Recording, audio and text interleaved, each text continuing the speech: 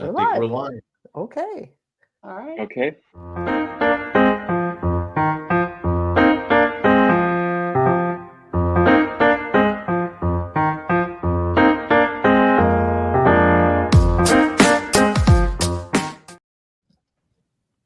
Good morning, everybody, and welcome to another episode of The Week That Was. I'm Saeed Khan, and you are probably noticing that we have fewer panes on our Hollywood Squares board today. I want to assure you that it is not because Doge has cut our staff by any means.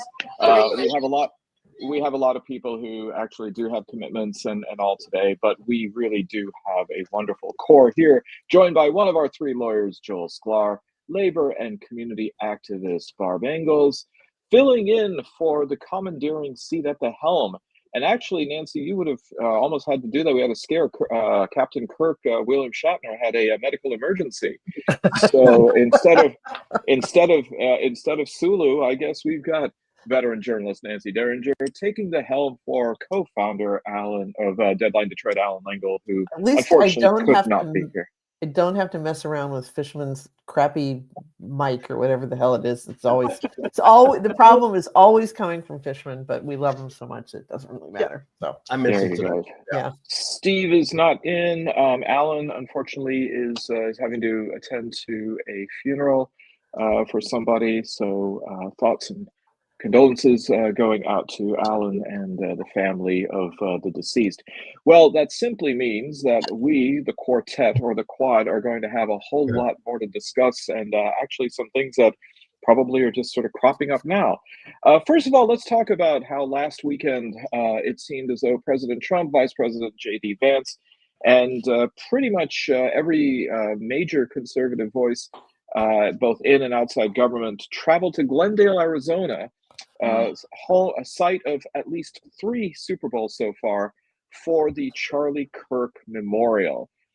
Here you saw a variety of speeches that were being offered, and this sort of comes in the midst of what we also saw happening with broadcast television, where the week before, Jimmy Kimmel was suspended by ABC and parent company Disney for allegedly making insensitive comments.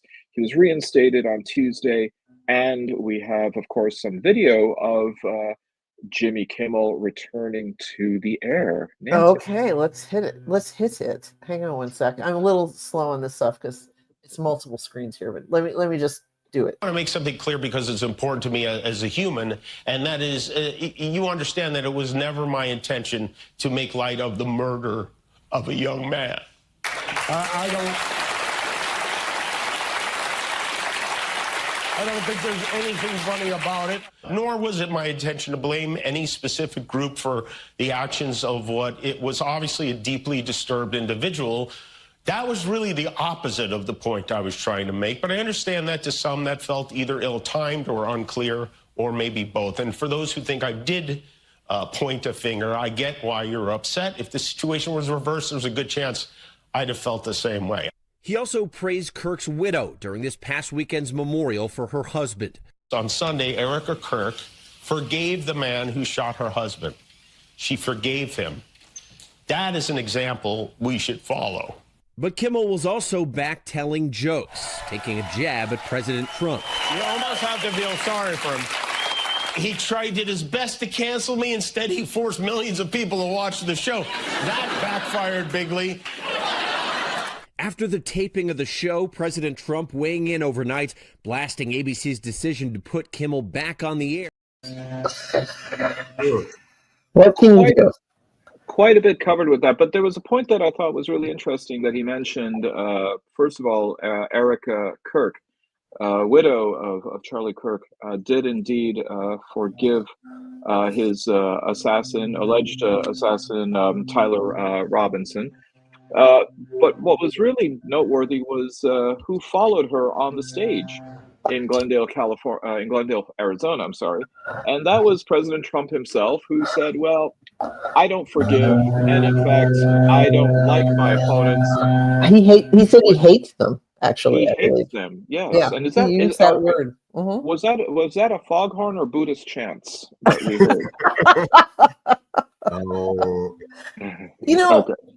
I've always had a problem with this whole thing about forgiveness. Not that I try to forgive, but I think that I don't think people really understand what the word truly means. And I'll be interested to hear the former psychotherapist, Dr. Joel Sklar, chime in on this. To me, forgiveness has always meant this has happened. We're moving on. Okay. I'm not going to keep coming back to it. I'm not going to hold a grudge. I don't have to like you, person who wronged me, but I'm done with you. And you just kind of put it in the rearview mirror. When we talk about, but the idea that you would, even in a horrible situation like this, where somebody has literally murdered your husband, the idea that you would not forgive them somehow, that you would just let them live in your head rent free for the rest of your life, that doesn't strike me as a very healthy way of living. So, I mean, I guess I have to congratulate Erica Kirk on that, but ultimately I kind of don't see it as the profound moment that others do. And what do you guys think? Yeah, Barb. There was a very horrible murder back in the 80s, where a family from Detroit went camping up in God, I think they were in Wyoming or somewhere like that. And a guy in the middle of the night slit the tent open, stole their 7-year-old daughter. Oh my God. Took her and killed her in the most horrible manner you can imagine. After a manhunt, and they looked for her, and it was a terrible, terrible, terrible, terrible story. And the mother was a very devout Catholic, and they caught the guy. She went to see him in prison a couple times, and then she came out and she said, I can't live with this. I cannot live with this. And I forgive him. She forgave him. She went deep into her thing. And what happened to her and then he killed himself because he couldn't stand it, right? In prison? Or whatever, in prison. Okay. But what happened to her after that was she was vilified. Her husband left her. Her life took a completely bizarre right turn because of her. She was like. But that to me is what forgiveness truly is. It's like, I can't live with this anymore. It's over. Right. And life moves on. So, but I think forgiveness. Yeah, I mean, we've got to define it, I guess. What really is it? It's not an absence of consequence, right? You're not relieving liability. You're not saying you're not going to get killed in the most gruesome way society can kill you. We're still going to do that. Right. So forgiveness, my guess is just your subjective way of trying, just what you say, some sort of acceptance. But I'm not sure. I watch what I watch. I think the words were great. How much they're heartfelt, I really don't know. I can't read that. Much of it may be, religious diatribe to forgive. I'm not sure how performative all this was, quite frankly. When I watched I couldn't really watch so much. What I did watch, I thought was very performative in many ways. And so forgiveness, if you really want to talk about authentic forgiveness, I think it's an acceptance and a resignation of what is, move on, and let the state or God or the universe have its consequence on that, the person you forget. Yeah, exactly. And I mean, I think it's also it's confused. I don't want to get too philosophical here, but I think it's confused with reconciliation, which is a whole different thing. You can say, you harmed me. I forgive you. See you later. It's not, let's kiss and make up. I mean, I think that's something that you sometimes have to do with somebody that you live with, or a friend or something else. But you don't, I mean, she didn't have to, that mother didn't have to go visit that guy in prison and take him, cakes and cookies and put money in his commissary account. So, I mean, that's two different things. So anyway, but go ahead. No, go ahead. Well, I was just going to say, if it's not too tacky, can I pivot to that, the service itself? I mean, needless to say, I didn't watch the whole thing, But when the pyrotechnics went off, I was like, this is the weirdest goddamn funeral I've ever seen in my life. And I mean, even that it was a memorial service is doesn't mean that that's okay.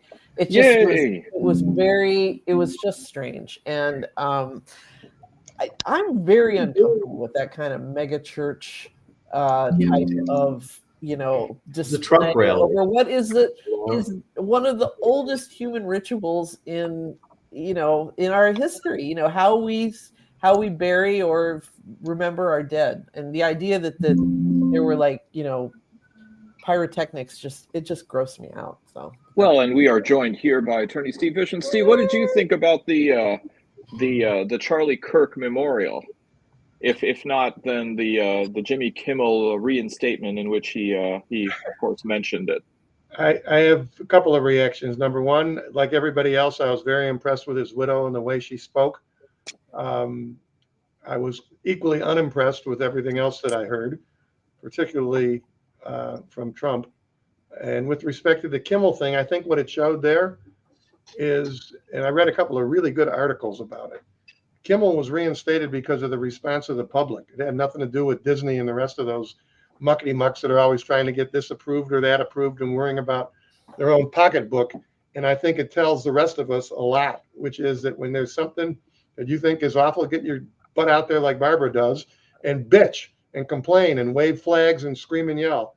Yep. And it shows that even in these parlous times, as we would say, the voice of the people still matters. That's my reaction to both of those things. Yeah.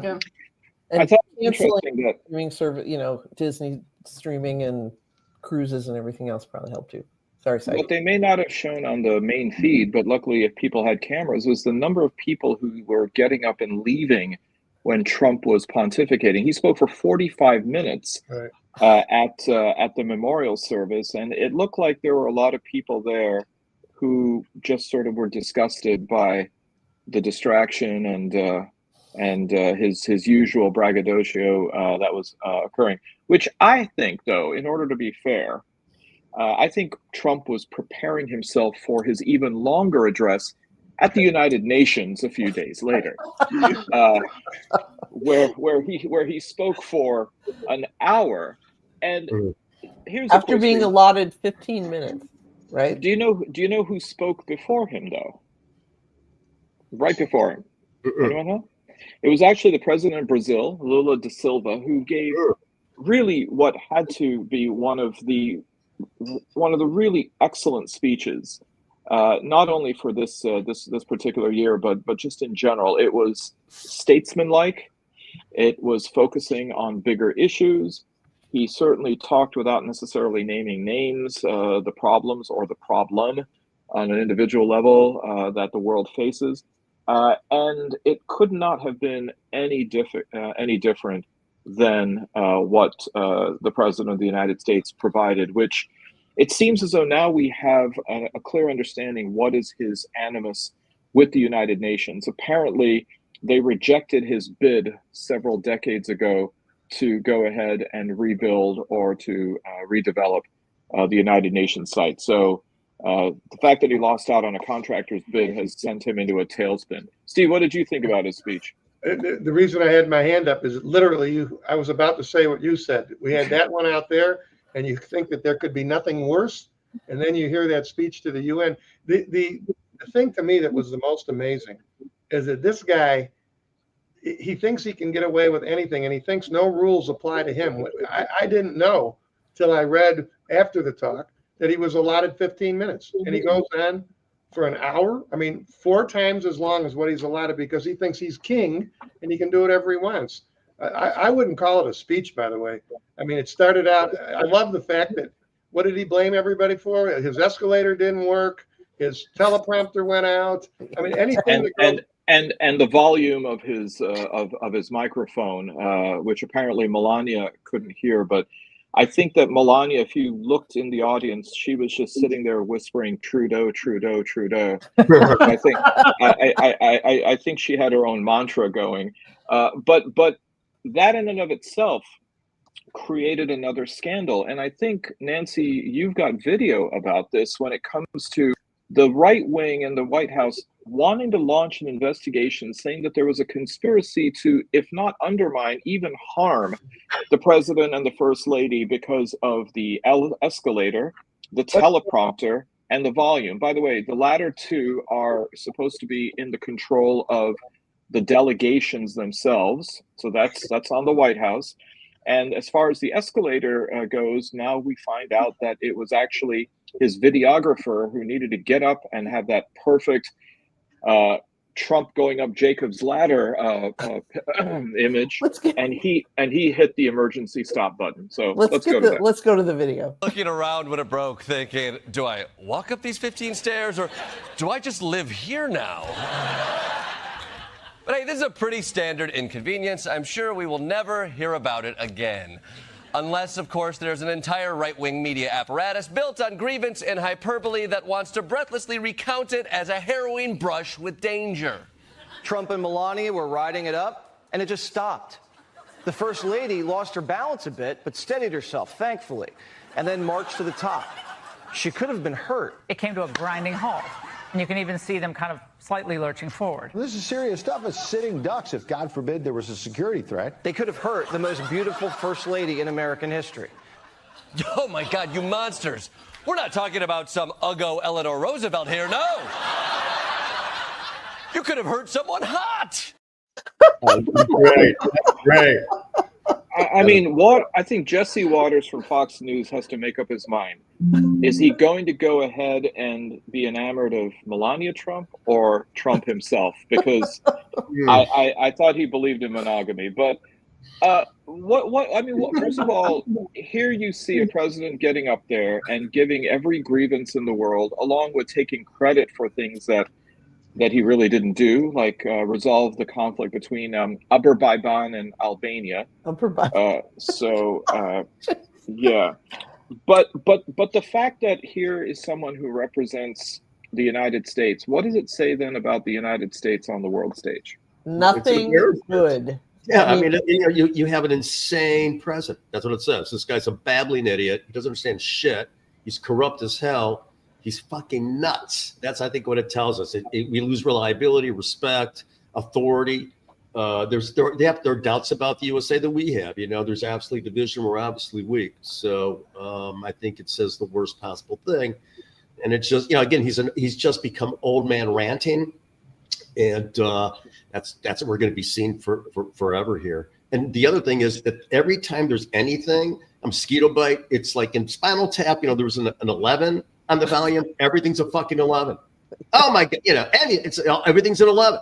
So it keeps you at a heightened state, keeps the chaos going, but it's crazy. Everything's well. To use the metaphor of Spinal Tap, then, Joel, I think that Stonehenge is not the only thing that's tiny. But that's a whole different game. Because our Stonehenge was in danger of being trod upon by wolves. And a fly buzzed around. Okay. I wish that there would have been images of people like President Macron and others in the audience knitting while he was speaking. Or just jaws dropping, just complete disbelief. So Melania probably wished she had her giant hat that day. So on the topic of the UN and things that did happen, it looks like several countries did use the opportunity of the world stage at the UN General Assembly to formally recognize a Palestinian state, including Great Britain, Canada, Australia, Portugal, and France.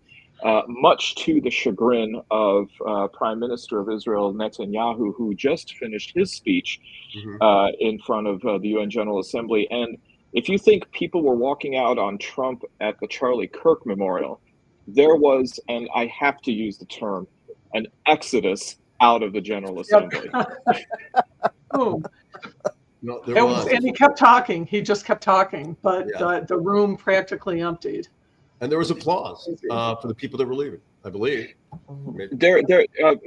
Netanyahu has been known for having some very creative visual aids at the UN, including one that was one of those cartoon bombs, and to show how close Iran purportedly was to being weapons grade nuclear active. Today's was a bit simpler. It was text. It was a list of 5 places and countries or peoples that yelled death to America.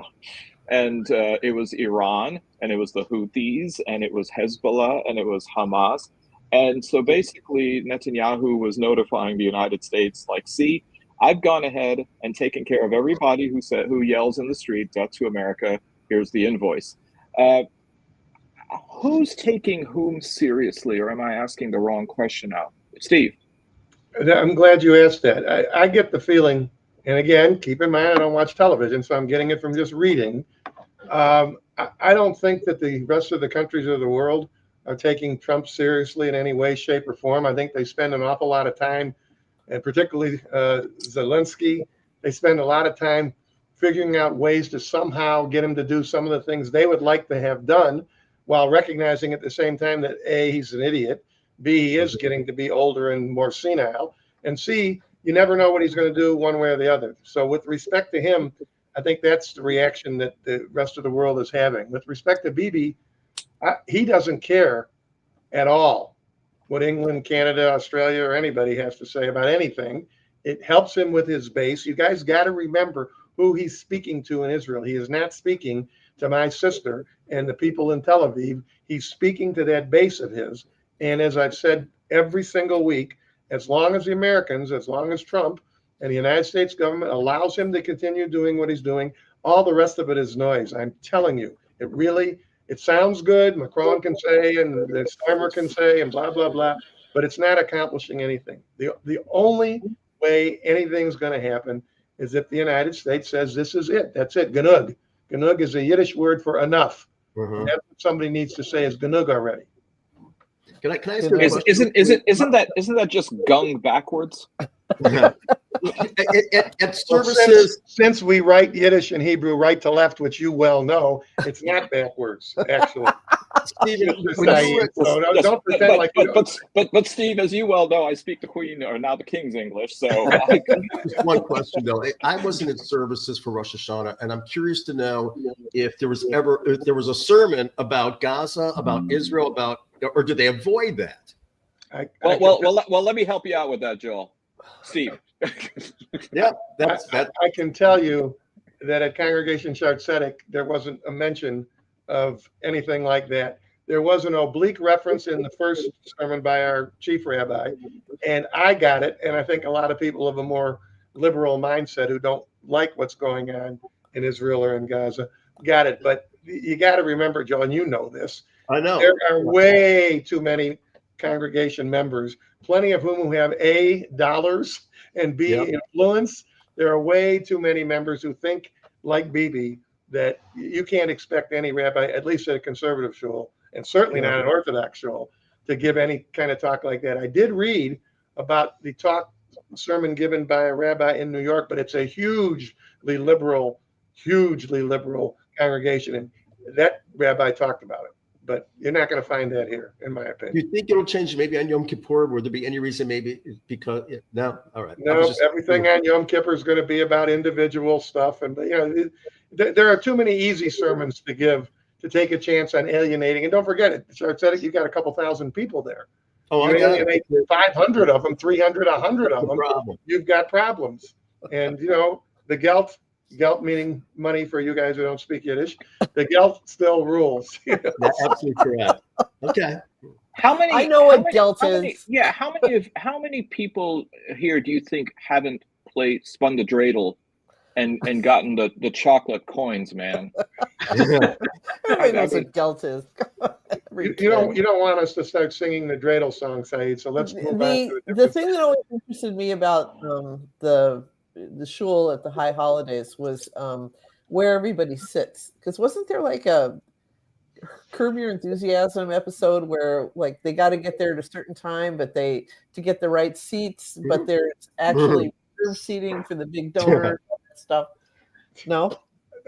First thing, as you know, nobody hates Larry David more than me. Okay, so I don't know anything about what Curb Your Enthusiasm has to say. I can tell you at Congregation Chartzetic, dating back to when I was 7 or 8 years old when we were on Lawton and Cortlandt, I can tell you that people sit in the same seats. It has nothing to do with the gelt or anything. Big shots. People, if we've been sitting in a certain seat, Tarzan and I sit in the front row with our families because we like to hear the chaz. We have a fantastic cantor, a chazan in Hebrew, Okay. and we have a great choir. We sit there. Nobody would sit in those seats, and all around the synagogue, everybody's sitting in the same seats every year. Yeah, it's the greatest. Okay. Never Christ King in Detroit. Okay. Okay. So Fish, you've never had to like have an incident where you said this seat's taken. That sounds more like a New Yorker. That sounds like a New Yorker. I was actually trying to be like on the Alabama school bus on Forrest Gump, but sometimes now you've increased my anxiety. If I'm ever invited to another bar mitzvah or something else in a synagogue, I'm going to have to worry that I'm taking somebody else's seat when I sit. You won't have to worry during the regular services. It's more on Yom Kippur and Rosh Hashanah and high holidays. It's like a mandatory showing. But like on Shabbos, most people, it's a small services, my get, Right. Okay. Some committed guys, though. My dad was among them. He was a committed Saturday shul dude. He was for sure. And he loved these holidays, and he would show up as early as he possibly could. He would stay as late as he possibly could. Really? He loved it. And he loved fasting. Okay. There we go. All right. Carry on. Who loves fasting, man? Loved it. He loved Wow. Loved fasting. It was, Dad, you're killing me. Yeah, that's Sun's not down yet. Can't eat yet. I have to tell you, Mr. Duckett is exactly 100% right. That is exactly what it sounds like. That's exactly what it is. It's like the Catholics, just like it's funny. That's a big hierarchy. Yeah. You know where to go. The Joneses were in the back. So what? You guys like one day fasting, 2 if you count Tisha B'Av. Try 30, bro. Yeah, I agree. Then we're talking. Much respect. Well, but food never tastes better than it does on Yom Kippur. I'll just tell you that. I snack between meals, and I think. All right, carry on. So it looks like Trump is now trying to find the 5 families that he can go after, and in fact, he turned on his Attorney General Pam Bondi to say, "How come you're not going after?" Paraphrasing here, "my political enemies." Well, it looks like the Justice Department has now come in under the wire and has issued an indictment against former FBI Director James Comey. A 2-page document. I guess it didn't have to be too long, but 5 paragraphs, and kind of like the 5-paragraph essay that they tell K-12ers to write these days. I really want to hear what the lawyers have to say about this. Exactly. What say you all? Steve knows best. Wait, go ahead, Joel. I got to turn this phone off. It's bullshit. It doesn't tell you anything.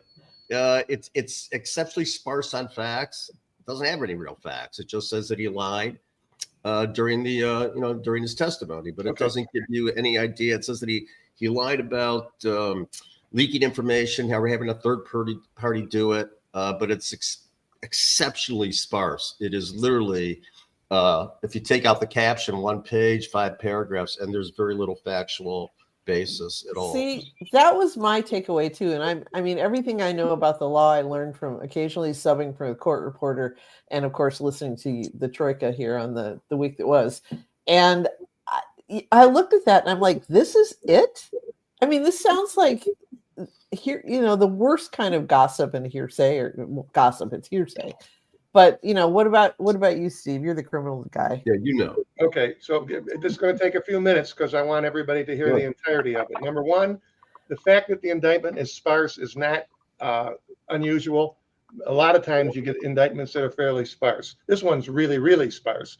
But everybody that thinks you're going to get 20-page indictments every time, it's just not the way things work. That's number one. Okay. Number two, they are required, if this were a perjury charge, which it's not, this is lying to Congress. And obviously I've never represented anyone charged with lying to Congress, but I'm analogizing it to perjury. What they're required to put in there, and they kind of put it in there in this one in count 1, what they're required to say is specifically what it is that you said that's a lie. And I'll give you an example. When I represented Chris Webber, the basketball player, they had charged him with perjuring himself in front of the grand jury.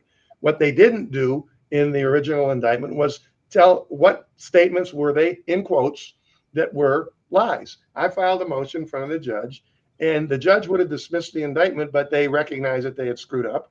And then they filed an amended indictment. My point being, you're required to say what it is that's a lie. What they have in count one is what they say is a lie. They say they don't use Cruz's name. They say that when he's answering the senator's question, when he was asked, did he authorize anybody to release materials, basically leak stuff? He said no. And in fact, it's yes. The other thing you got to pay attention to, in indictments in general, they don't name anybody other than the defendant. Every now and then they will, if the person who's doing the cooperating or whatever is already out there in the public eye, but most of the time they don't. In this case, person one obviously is Trump, okay? Person three, I'm not sure who that is. I don't know if that's McCabe, the person who, the former FBI director, but person three, it seems to me, is the critical witness. That's the witness. It's the only person who could say to a jury in trying this case, look, Comey told me to leak the materials, or whatever it is that their point is. It's got to come from a human, because where else is it going to come from? You guys think of any other, unless there's a video of him talking to somebody, in private somewhere, which I'm sure there's not.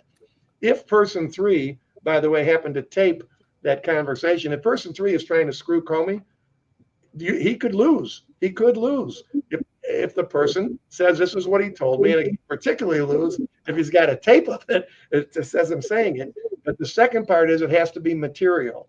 In a regular criminal case not involving Congress, it's got to be material to the investigation. So the lie that you tell, if I ask Joel, are you right-handed? And he says, no, I'm left-handed, and that's a lie, that's still not going to get him indicted for perjury, because it's not material to whatever it is we're investigating. In this instance, it sounds to me like what they're saying is that they were exploring this whole notion of who did leak the stuff and blah, blah, blah. And that was the function of that whole congressional hearing. And Comey lied about it, and therefore he's guilty of lying to the Congress. From what I understand, but I don't have any proof of this, there was another count that they approached the grand jurors with, and the grand jurors wouldn't authorize it. I don't know if that meant there was another person that supposedly was told to go ahead and leak stuff. I don't know if it was just obstruction of justice, meaning obstruction of Congress just means basically what the first count is. You obstructed Congress by lying. That's where the second count comes from. In order for the government to prevail, the jury's going to have to accept beyond a reasonable doubt, A, that Comey did in fact tell somebody else to go ahead, authorize someone, I think is the word they use, to leak, and then B, they're going to have to find that it was material to whatever was going on. Whether they can do that, who knows? And my guess is that person three is probably not your classic snitch. In other words, not someone who's coming in to get even with Comey, and I'm going to get that son of a bitch, and here's what he told me, and I taped it. My guess is it's them straining like crazy, which would explain why the real U.S. attorney who stepped down for this bullshit U.S. attorney, that's why the real U.S. You got to understand one other thing. I don't want to go on and on. When the feds bring a case, when you have real federal prosecutors, like we've always had, real federal prosecutors do not like to lose at trial. They don't want to lose jury trials. They tend to bring cases where everything is pretty much locked down. They don't want to give the defense a chance to do what I do and have frames of not guilty verdicts from federal court. They don't want that. That would explain for sure why the real U.S. attorney, who they forced to leave, didn't want to bring this case. Yeah, maybe there was some indication, but he didn't think a jury would buy it, or he didn't think that a jury would buy it by the 95% rate that they want it to be when they bring a federal case. So that's what I think's going on. So the moral hazard on this, from what you're saying, is that Trump wants this. He wants the spectacle, but he's also mindful of the fact that there's a likelihood, from what you're describing, that Comey will be acquitted. Is it just simply that he's going to blame the underlings for not prosecuting this in a good way, and so he still wins in his mind? Absolutely not. We know how he is. He's going to blame the jurors are idiots. The jurors are Democrats. They wake up on the left side of their bed every day. The judge came from the University of Michigan or wherever the judge came from. He's never going to blame his peeps, because they're doing whatever he wants them to do. He'll blame everybody else who's actually doing their job, who's doing the right thing. Those are the assholes, according to him, because he's the chief asshole on the planet. And he already tweeted that it's about that Comey got a break already because of the judge who's been appointed. He's already tainting everything. I mean, I don't know how you could even prosecute this case when you have the president telling you what you got to do. I mean, this is nuts. Let me tell you what's going to happen. And this, I can guarantee you what's going to happen. And the judge is going to take this seriously. I can tell you that when you have a client, a defendant in a case, for instance, Jeffrey Feiger, when we had Jeff and Ben, we filed motions about the adverse publicity, blah, blah, blah. Could you get a fair trial? Think about this one. You've got the president of the United States on national television over and over again on his idiot, whatever they call it, Truth Social, with his text messages over and over again. And all it's going to take, if you get a really good judge, they start picking a jury. I guarantee you, if they get that far, they're going to pick them one at a time. There's no way they're going to bring 12 people or 20 people in there and let them hear what everybody else is saying. And if they go one at a time and 18 out of 19 prospective jurors say, I can't be fair, I keep hearing from the president, I keep hearing from it's going to be tough for them to bring this case. That's what I think is going to happen. Interesting. All right. Nancy, I think we got some commercials that we should have probably some show commercials. at this time. So let's take a break we'll for be that. right back. In 1937, Detroit was in turmoil. Auto workers were on strike, and union strength was growing. A local minister and part-time labor broadcaster was found fatally injured at the Ford Rouge assembly plant. These dramatic events come to life in the play Forgotten, the murder at the Ford Rouge plant. The boss has got to sign when you organize. Actors, singers, and musicians tell the true story of how Detroiters built a union town while searching for clues to solve a mysterious death. The strength of 100,000. See Forgotten at Mary Grove Theater, October 10th through the 12th. Tickets are $35 at Eventbrite or at MichiganLaborHistorySociety.com. Hi, I'm Eric Sabri, your Wayne County Treasurer. If you're living in the home of a deceased family member and you're facing property tax foreclosure, the probate process can be helpful to you. If you file a probate petition and notify our office, the foreclosure proceedings will be halted during the probate process. Contact us at 313-224-5990 or email us at taxinfo@waynecounty.com. We're here to help.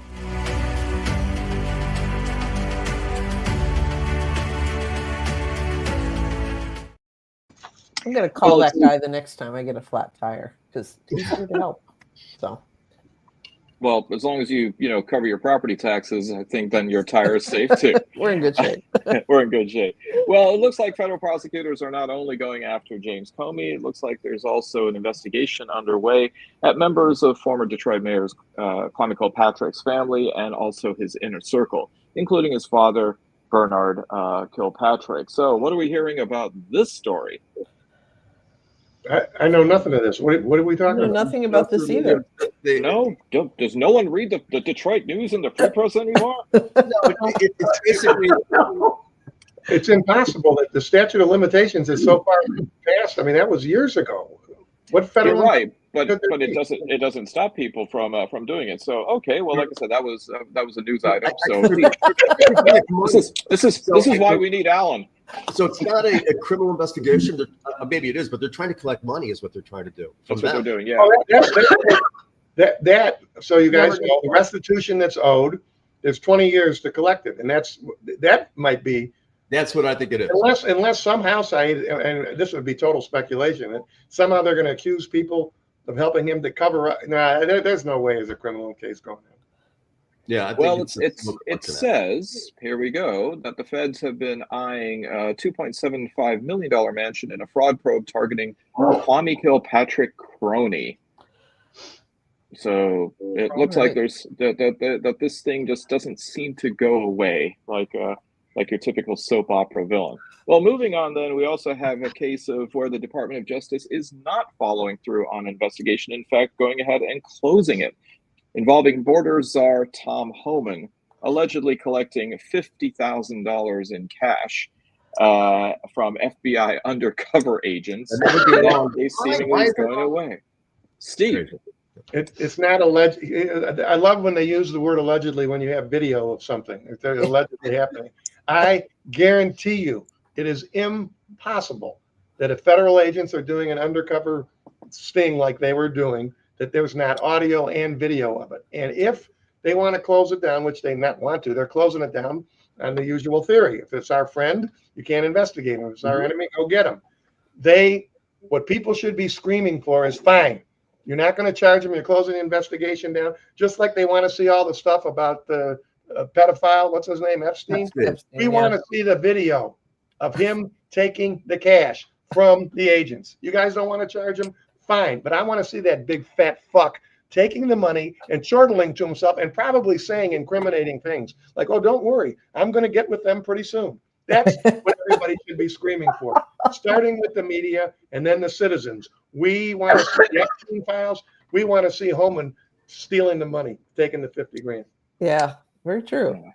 You had the best remark of all time, Nancy. You said that he had the face he deserved. Yeah. He really does. I mean, he looks like a bulldog, but that's I don't know. It's not to harsh on anybody's physiognomy, but I mean it's the $50,000 too that kind of strikes me in cash.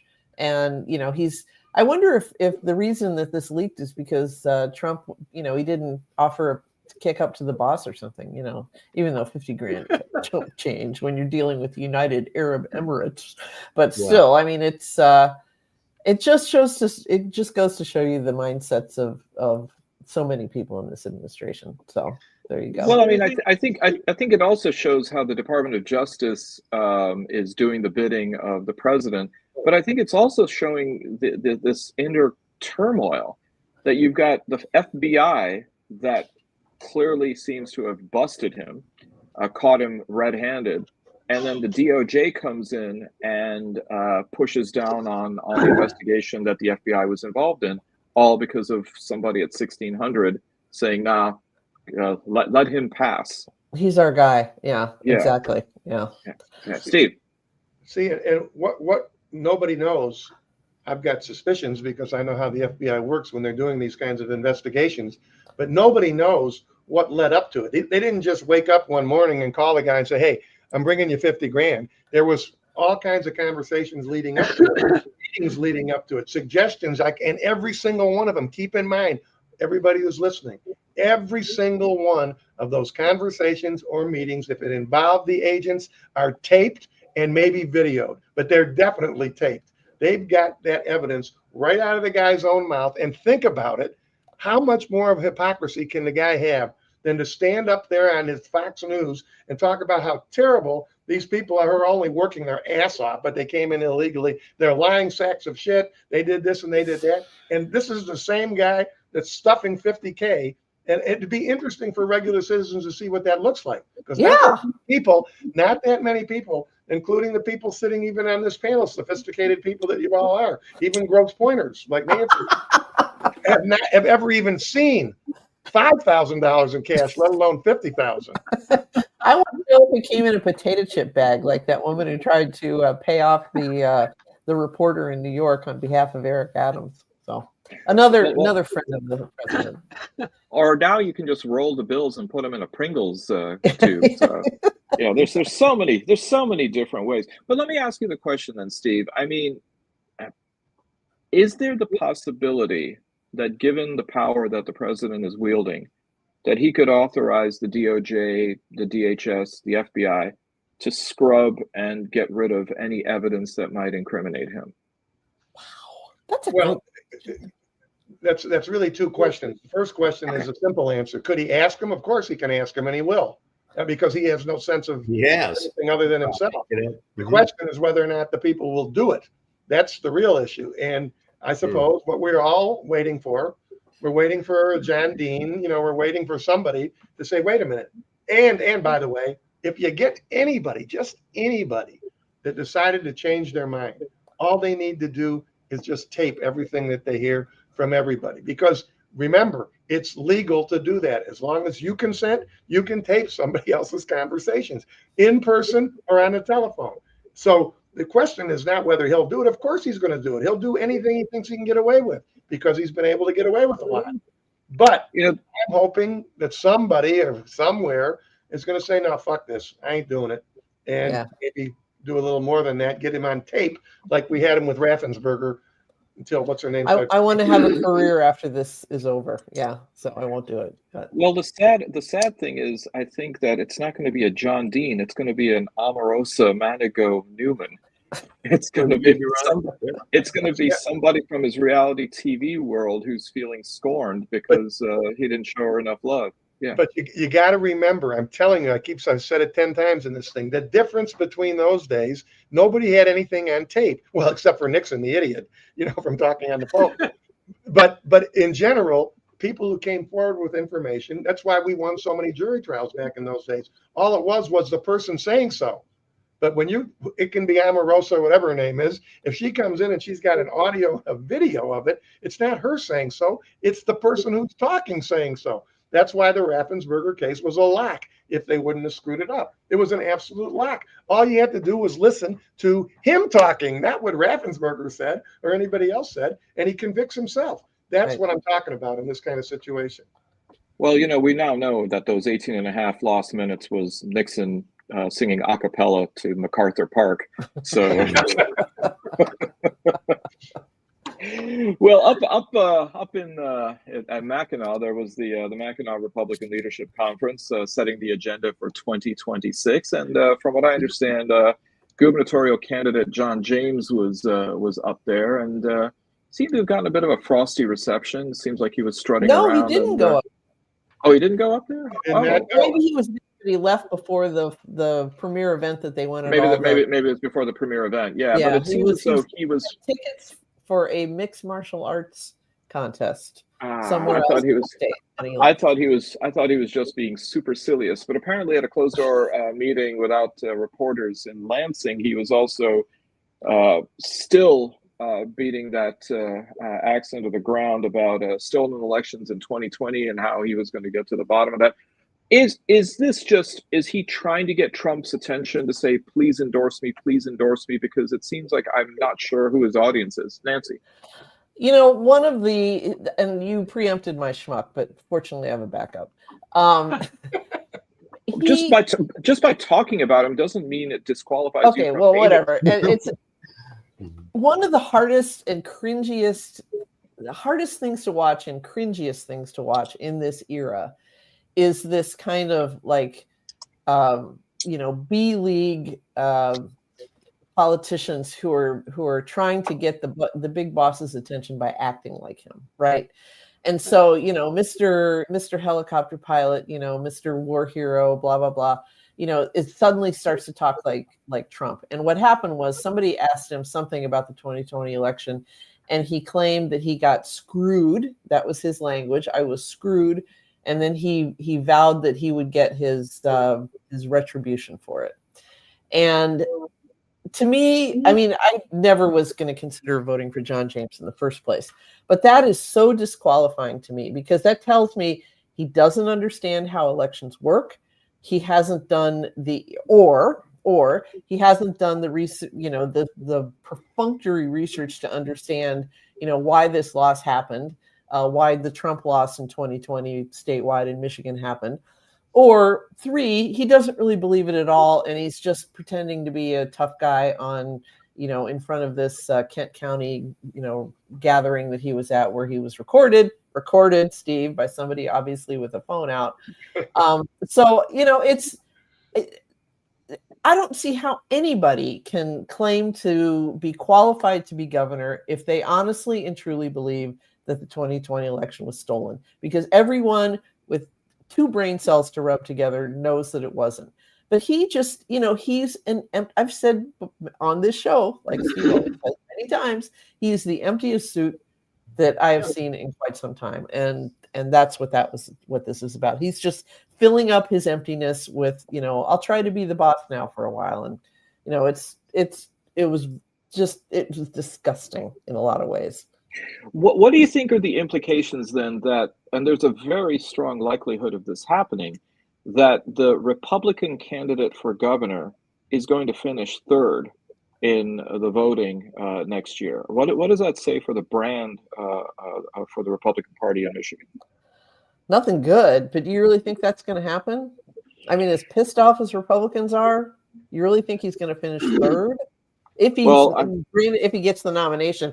I saw the other people sitting on that stage up in Mackinac, and I mean, boy, oh boy, Perry Johnson, Michigan Republicans, man. I know. I mean, Michigan Republican, exactly. And I also thought, and this is just a ridiculous tangent, but I was looking at this picture that was shot at like stage like the stage was elevated at Mackinac, and the photographer was like right at the stage on the floor of the stage level.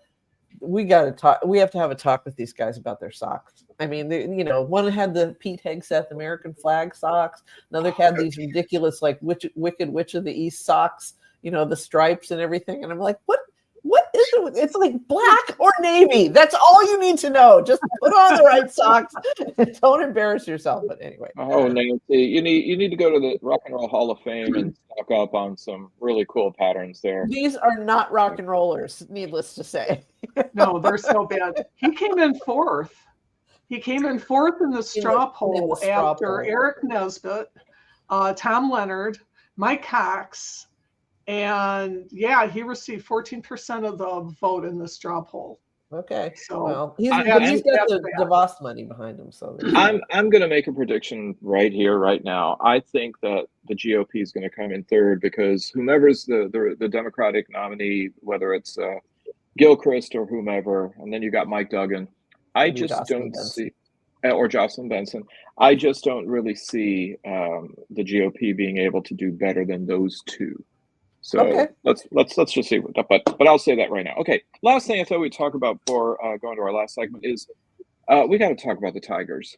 I mean, this was just a colossal decline. They did win yesterday against the Cleveland Guardians, and apparently now they are tied. But for a team that was something like 20 games ahead of anybody after the All-Star break, and then there was that really tragic situation where Detroit pitcher Tarek Skubal hit someone in the face at 99.4 miles per hour. Luckily, was not seriously injured. I mean, fractured some stuff, but was all right. Is it better that the Tigers just simply they just go from here to Lakeland? Is it better? Once you get in the big dance, anything could happen. You can get hot.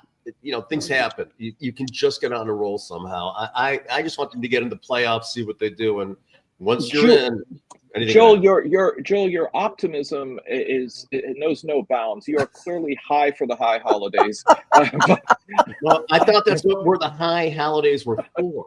I thought Rosh Hashanah was like Rosh Hashanah kind of got, I don't know. We'll have dinner. I was just, I occasionally I wake up to baseball, but that one was kind of hard. Steve.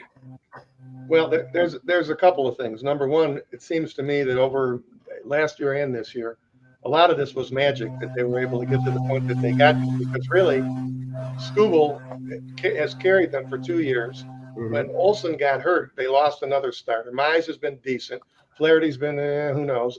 But when they had a chance to do something, the general manager chose to sign two or three washed up pitchers. Don't go after another hitter, even though they only got, other than Dingler, nobody's hitting over into the 260s even. And if they don't make the playoffs at all, which would be really interesting, I want to see if the general manager tells the truth to the public, who are all going to be outraged, and says, look, we weren't good enough. We knew we weren't good enough to win the whole thing. So we didn't want to give up our prospects, and we just did what we did. Or is he going to bullshit and say, well, weird things happen and blah, blah, blah, blah, blah. Yeah. To me, and then one other thing that I was talking to somebody about, this kid Melton that they brought up, I watched him throw the first 2 games. He sure looked like a major league pitcher to me. Struck out 9 guys, had a shutout, hit 5 or 6. All of a sudden, Hinch put him in the bullpen and started putting these old guys that they signed, Morton and the other guy, Paddock, and that's when everything went in the toilet. But sports is weird. You don't have the dominating squads like you used to have, and there's streaks, and they just happen to be having their streak at a bad time. So Lynn Henning wrote a real good article that kind of says what you're saying, that there's still a really young core, and he didn't want to move any prospects because they're really not ready.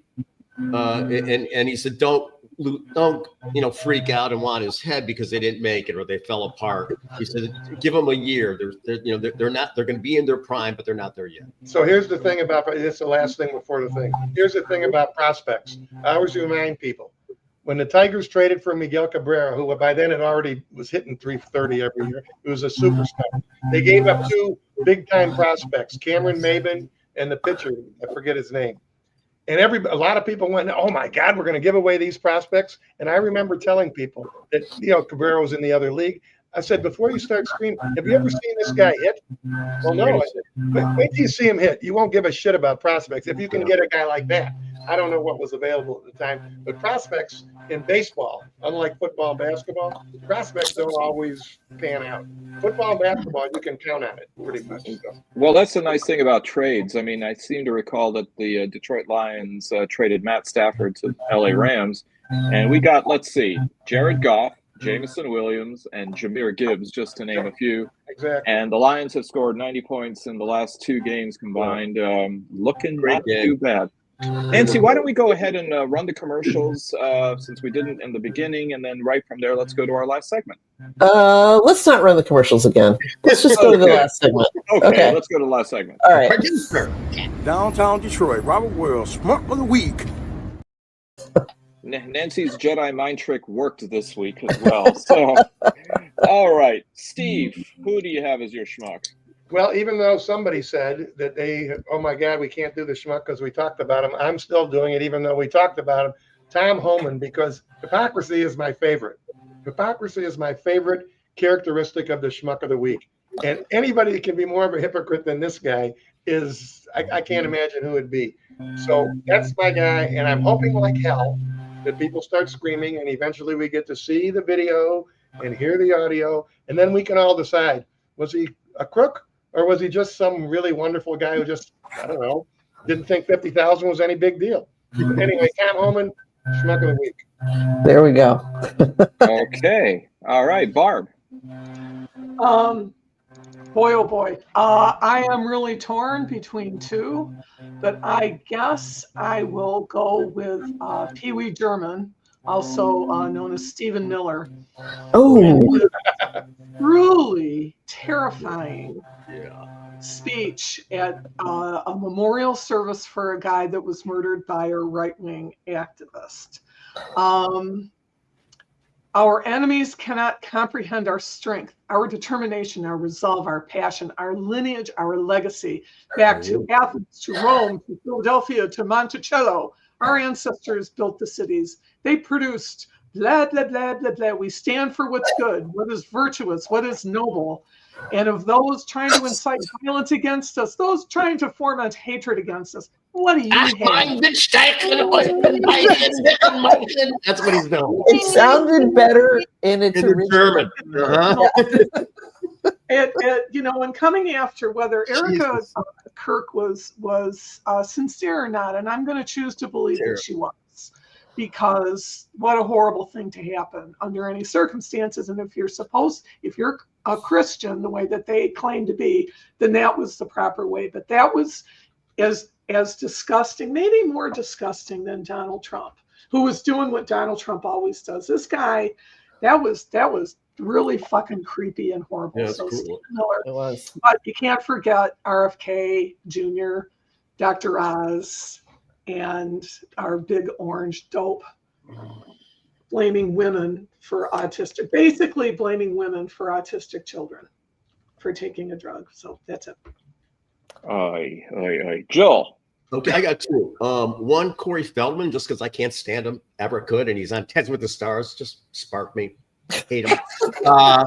You ever see him try to dance like this? It's like, Corey. I would never think you were a Dancing with the Stars fan, but okay. No, I can't. I've never watched it, but I saw that he was like, how could he? Okay, so, but Lindsay Halligan, the prosecutor who presented the indictment, she has a huge background, not really huge, in insurance defense. She has no prosecutorial background whatsoever. She's a shill, obviously, but I just wonder if anybody contemplates at one moment, what have I done? You know, what am I facilitating? What is my responsibility? How will I be remembered? You know, I just don't see any of that in her or the administration. And, you know, there's some insignificance that each of us have. We're here for a short period of time. And these people think they're here maybe forever because that's how they're acting. And the shoes at the end of the foot someday, you know. Yeah, for sure. All right, Nancy. I got a couple. I've got to go first with, I had John James, but then the second name on my list is Charlie LaDuff, who this week wrote a column. Well, you have to remember that some years ago when Matty Maroon was still alive, he granted one of the very rare interviews that he ever gave to the media to Charlie. And apparently he made a friend for life because even beyond the grave, Charlie is still promoting the Maroon brand, saying the Gordie Howe Bridge was a total waste of money, that we should have let the Maroons build the bridge that they wanted to build. It wouldn't have cost us anything, et cetera, et cetera. So, you know, friend for life, Charlie LaDuff. But did it really not cost us anything anyway? Didn't the Canadians build most of it? Well, yeah, they put the bill, but I believe that the infrastructure work on our side, all that stuff was on our dime. But it's going to be it's a great asset. It caused Alyssa Slotkin and Gary Peters to confirm Christine Nome because they were so excited about that bridge. But I'm going to use my unique status today as the driver of the show. Also, call out the two schmucks who are standing on either side of the First, effective immediately, the FDA will be notifying physicians that the use of well, let's see how we say that. Acetaminophen. Is that okay? Which is basically commonly known as Tylenol during pregnancy, can be associated with a very increased risk of autism. So taking Tylenol is not good. Okay, so, I mean, keep in mind, this was supposed to be Bobby Kennedy's show, right? He's the one who promised that he was going to, you know, have a major announcement in September about the causes of autism. They have this very frail study that, you know, was done some years ago in Johns Hopkins or something that they're putting all this on. But so who steals Bobby and Dr. Oz, Mehmet Oz's thunder? But, you know, President Tubby ass himself, and then stands in the middle while they have to sit there grinding their teeth together thinking, I can pronounce acetaminophen without having to be prompted by some, you know, by somebody in my elbow, you know, it's like, and have to listen to this and have him go, Tylenol, and say Tylenol over and over and over again. I've been lifeguarding in the early mornings this week, and this woman came in and she's like, I just feel terrible. I can't believe I made it here at 6 o'clock in the morning to swim. But because yesterday I was up half the night, and all day yesterday I'm a nurse in a doctor's office, and the phone was ringing off the hook from women saying, can I take Tylenol if I'm breastfeeding? Is it okay to give Tylenol to my baby with a fever? Blah, blah, blah. But they had to stand there and take it. So Bobby and Mehmet, and of course the guy in the middle, but that goes without saying. Yep. Well, maybe that was because the UN conspiratorially placed teleprompter broke for Trump in the Oval Office. Yeah. So speaking of two schmucks related to the Murdoch media empire, number one is the New York Post that decided that even the Comey indictment doesn't deserve to be above the lead. The breaking story is of an ex-New York City financier with Soros ties, meaning ties to George Soros, arrested for torturing, trafficking women in a sex dungeon penthouse, according to the federal prosecutors. The irony, of course, is not lost on all of the other sex predatory activities of those who have ties to, well, the president of the United States through Jeffrey Epstein, or by himself. But here's the New York Post. And the other is Fox 2 News personality Jesse Waters, who is so incensed by what appears to be a conspiracy to make Donald Trump and Water's current crush, Melania, injured on the escalator and all of the other ways to screw him over, that he has called for the United Nations to be bombed or at least gassed. I would go back. All right. Yeah. I'm so proud to be an American, or at least I know best. I'm free. It's a golden era. Let's not forget it. Those lyrics just rolled off the tongue, didn't they, Nancy? That's your mantra. All right. Well, thank you, everybody, for joining in with us, being our audience for another episode of The Week That Was. Thank you, Steve Fishman. Thank you, Barb Ingalls. Thank you, Joel Sklar. And thank you, and taking the helm in the absence of our usual Commandant, Alan Lingle, with the last words then, Nancy Derringer. Drive home safely. All right. Have a great week, everybody. So quick. So fucking quick. How does he do that? Okay. Here's some more Yiddish. Sei gesund. Go in good health. Stop. I'm just like, hang on. We're still alive. I keep hitting end. We're still hot Oh, mics. here we go.